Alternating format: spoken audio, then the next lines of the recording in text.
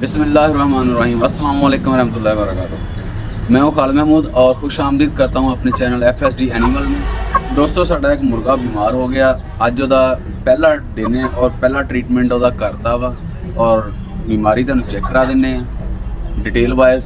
इंशाअल्लाह इहदा ट्रीटमेंट चलदा रहेगा और फुल कामयाबी ते वीडियो तुहाडे नाल शेयर की जाएगी।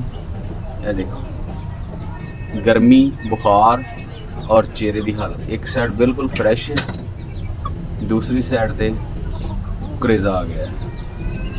ਇਹਦਾ ਅੱਜ देखिया क्योंकि मेरी अपनी तबीयत काफ़ी ख़राब रही सी ते परिंदियां पूरा टाइम नहीं दिता गया। शायद 2 दिन हो गया या अज दूसरा दिन है या अज पहला दिन है मेरे लिए, लेकिन अज ही मेरे नज़र च आया और अज ही ਇਹਦਾ पहला ट्रीटमेंट शुरू हो गया। और अज एतवार का दिन है और 28 तरीक है। मैं हर चीज़ नाल शो करा दईए।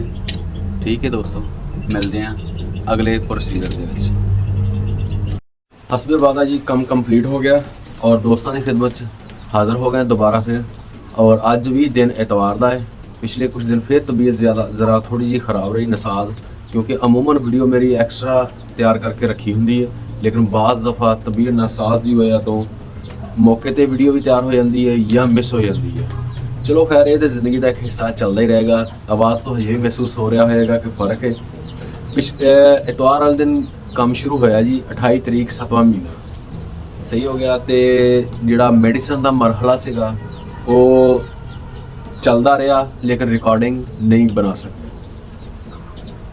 तो जिहड़ी मेडिसिन का प्रोसीजर सीगा वो अल्लाह भला करे तुहाडा जी, वो साडा जुमेरात नूं ख़त्म हो गया। दिन सीगा जी जुमेरात दा और 2 तरीक 8वां महीना सही है जी।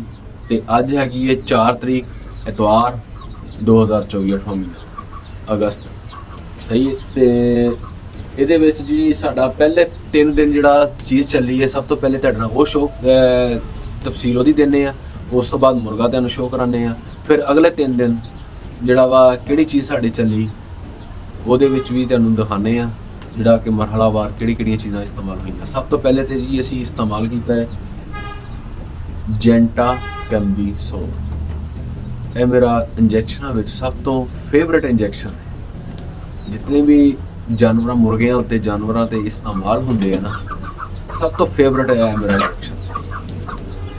इंसुलिन की सिरिंज इस्तेमाल करना मैं और ये 5 पॉइंट ये इस्तेमाल किए हैं, क्योंकि मुर्गा तकरीबन 1 किलो या 1 किलो तो प्लस हो रहा वा जिहड़ा पट्ठा वा, तो उहदे हिसाब नाल डोज बिल्कुल ठीक है।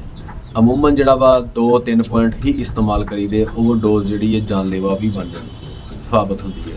और इस तो अलावा जिहड़ा दोस्तों मौसम सख्त सीगा, इस गल्लों असीं सिर्फ पहले 3 दिन जिहड़े आ 3 टाइम इनूं दित्ते आ और वो दित्ते आ जी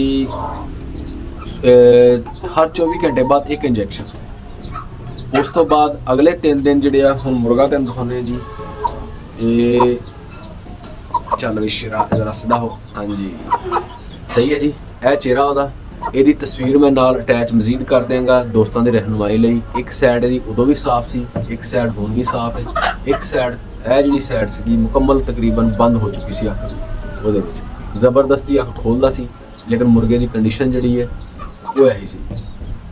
हुण जिहड़ी अगले जिहड़ा 3 टाइम आ वो किहड़ी चीज़ इस्तेमाल की ऑक्सी टाइट्रासाइक्लिन, ਉਹਦੀ तस्वीर मैं नाल ला दिंदा वा।